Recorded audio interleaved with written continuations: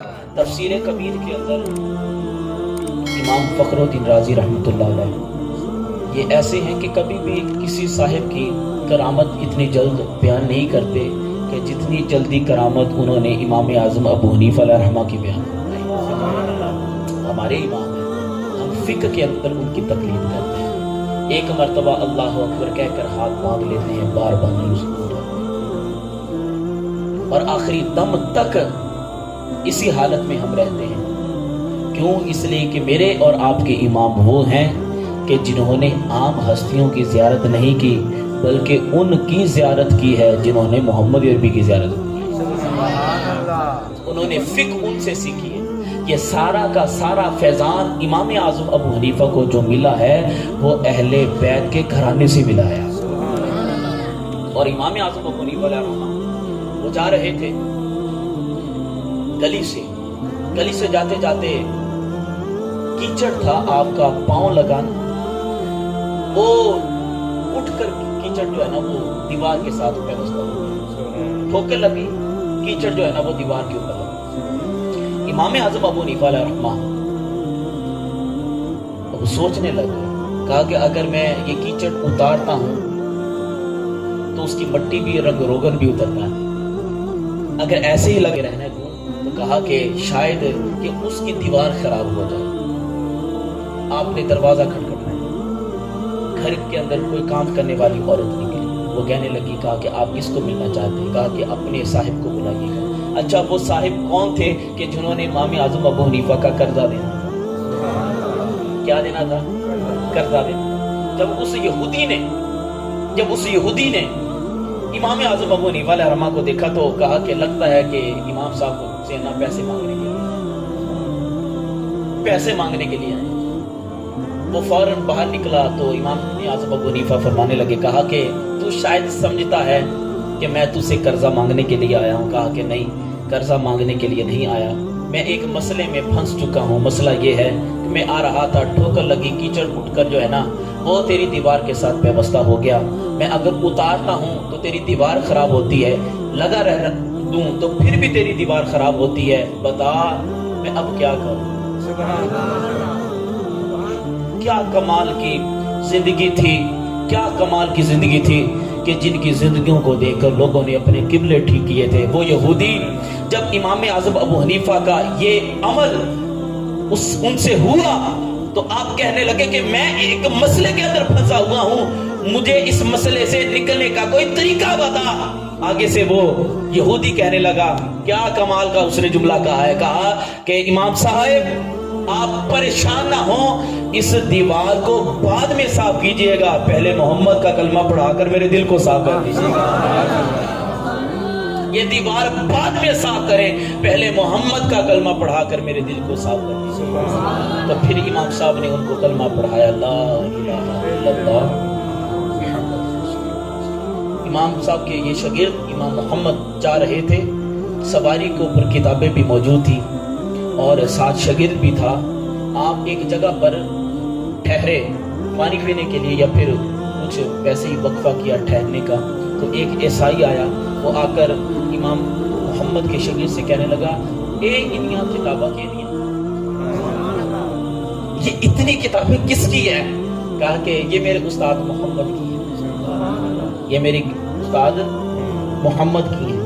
تو جب اتنی کتابیں ان کی سواری کے اوپر دیکھی تو وہ عیسائی کہنے لگا، کہا کہ مجھے آپ اپنے استاد کی، امام کی زیارت کروا سکتے ہیں؟ امام کی، اپنے استاد کی زیارت کروا سکتے ہیں؟ تو اس نے آگے سے کہا کہ ضرور کروا سکتے ہیں، آپ کرنا چاہتے ہیں؟ کہا کہ ہاں، مجھے اپنے استاد کی، اپنے امام کی زیارت کروائیے گا۔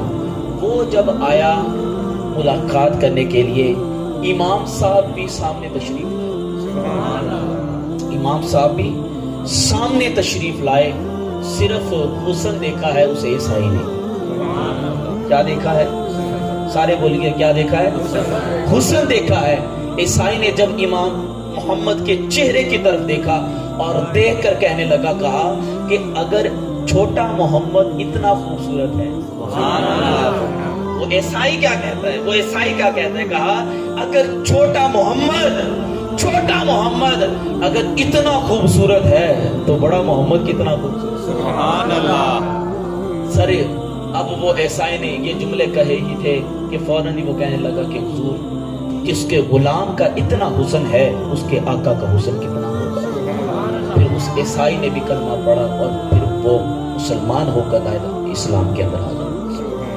یہ تھی وہ استاد اور شاگرد کی کہانی کہ اگر یہودی بھی آتا ہے اور وہ دیکھ کر کہتا ہے مجھے بھی محمد کا کلمہ پڑھنا، اور عیسائی بھی دیکھتا ہے وہ بھی کہتا ہے کہ مجھے محمد کا کلمہ پڑھنا. سر عیسائی اور یہودی اور انگریز تو یہاں پر بھی رہتے ہیں، ہمیں دیکھ کر کیوں نہیں کرتے؟ ہمیں دیکھ کر کلمہ کیوں نہیں کرتے؟ نبی کریم صلی اللہ علیہ وسلم ایک یہودی نوجوان کی عیادت کرنے کے لیے گئے. نبی کریم صلی اللہ علیہ وسلم کی وہ یہودی خدمت کیا تھا. کون؟ یہودی نوجوان خدمت کیا کرتا تھا. نبی کریم صلی اللہ علیہ وسلم اس کے گھر گئے اور جا کر جب اس کے قریب جا کر بیٹھے تو حضور فرمانے لگے، فرمایا کہ تو کلمہ پڑھ لے. تو کیا کر لے؟ سارے پڑھیے گا. کیا پڑھ لے؟ کلمہ پڑھ لے. تو وہ یہودی نوجوان وہ کبھی محمد کو دیکھتا ہے کبھی ابا جی کو دیکھتا ہے.